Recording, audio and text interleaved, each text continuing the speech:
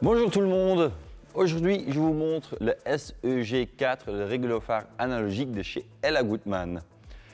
On va régler les phares sur cette voiture derrière moi, ce sont des phares LED et on va le faire avec l'appareil analogique, donc avec un carton classique.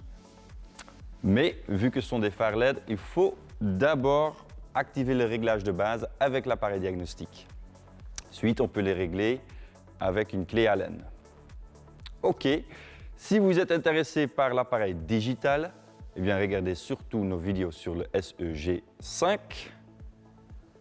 Allez, c'est parti, on va régler les phares sur celle-ci.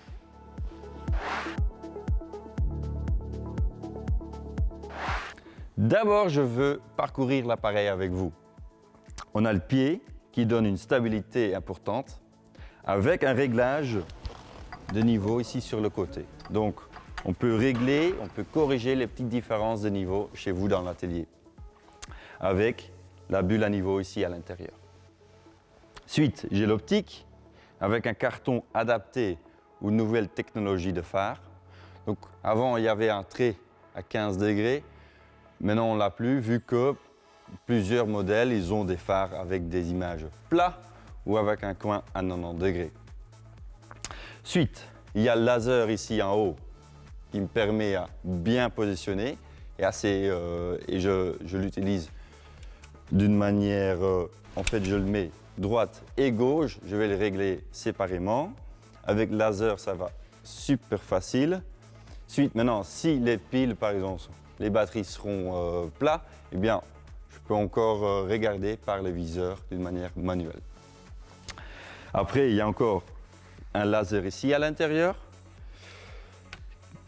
qui me permet à, d'abord je dois le mettre sur 6, et ensuite ce laser là me permet à bien positionner et mettre l'appareil à la bonne hauteur.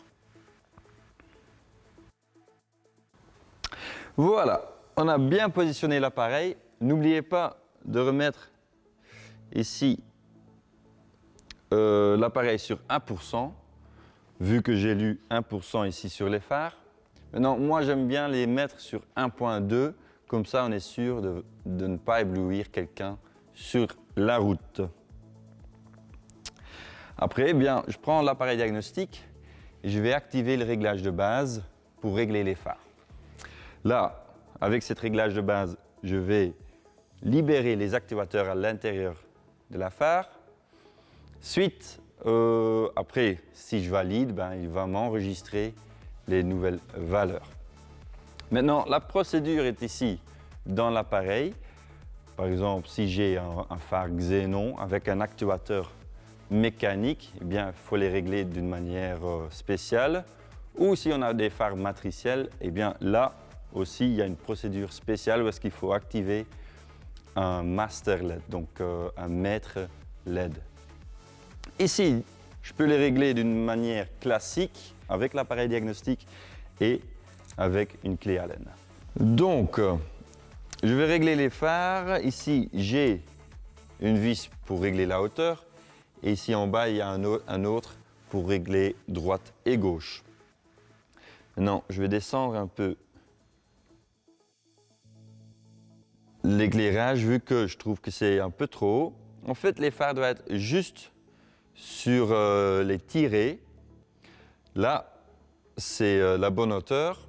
Et même moi, je préfère de le mettre juste un petit en dessous, vu qu'au contrôle technique, ils ont un appareil digital. Et là, cet appareil est hyper sensible. Donc là, je vais les régler un peu plus bas. Et comme ça, ça passe toujours le contrôle technique. Ensuite, qu'est-ce qu'on voit d'autre? Eh bien là, j'ai un petit carré au milieu. Là, c'est le luxmètre. Donc là, c'est un outil qui mesure l'intensité de la luminosité. Et puis, cette valeur-là ne peut pas dépasser 1.3, sinon les phares sont réglés trop haut. Puis, qu'est-ce qu'on voit d'autre? Donc, il n'y a plus de traits à 15 degrés, comme j'avais expliqué tout à l'heure, mais on a des traits maintenant, des traits verticales, et ceci, on va utiliser quand on va régler des phares matriciels LED, par exemple sur des modèles de Audi A8 ou Mercedes classe S. Là, on va utiliser cette valeur et on va l'introduire dans l'appareil diagnostic. Et comme ça, les fers vont se régler électroniquement. Pour moi, les phares sont bien réglés. On peut passer à côté droit.